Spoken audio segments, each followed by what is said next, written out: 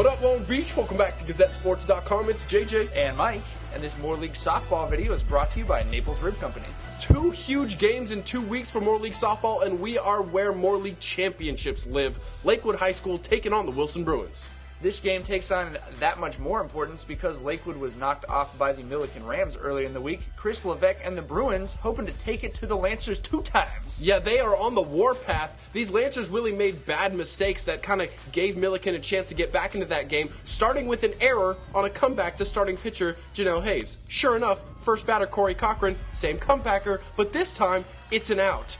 Whew, you can breathe now a little bit. They're hoping it was like one of those tests you get to take over if you don't like your grade, JJ. Hayes and the Lancers taking advantage of mistakes. Infield single and then 2 hit by pitch to load the base.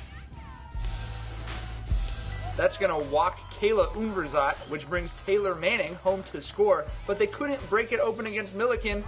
Here we go. Brittany Witts coming through right up the gap.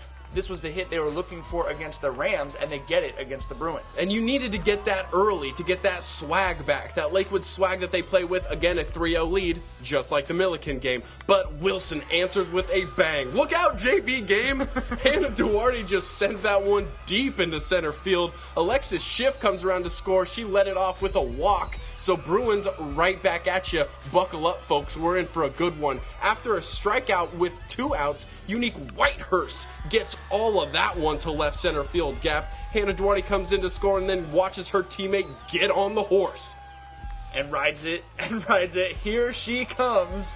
You! Neek, obviously a huge run right there. We're tied up at 3. Another crazy Moore League softball game here in the top of the second. Both pitchers kind of settled in at this point, but we flash forward to the 4th. That was the first 1, 2, 3 innings since the first inning, so you could kind of feel a shift in the momentum for the home team. Sure enough, 1 on, 2 out, Jessica Scroggins. She puts that one into the gap in right center, bringing around Witt, and I go to second to find Scroggins. She's already on third.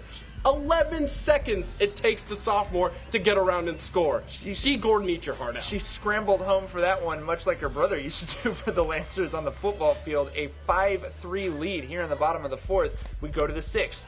Back-to-back singles and, an error. Oh no, bases loaded with nobody out, Duarte coming up, flashes of the Milliken game, but a chopper to Manning. And Lexi Rotha, the sophomore at home, makes the tag. That's a huge play from the underclassmen. Well, and obviously these are the plays they were looking for before. Gabby Juarez. Yeah, she does her job. She gets the sacrifice fly. Schiff comes home to score, so that's going to make it a 1-run game, 5-4.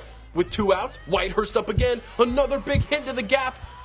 Levesque's going to bring Nikki Volgaris all the way around. Scroggins with the throw. Rother with the tag. Unbelievable play right there. That obviously flips things. You see how fired up they are, hanging on to that 1-run lead here in the top of the 6th. In the 7th, Cochran going to put this triple into left field. Look at Scroggins running all the way from center, all the way to left. Why is that big? Because it's going to hold the speedy Cochran at third instead of another home run with no fence out there.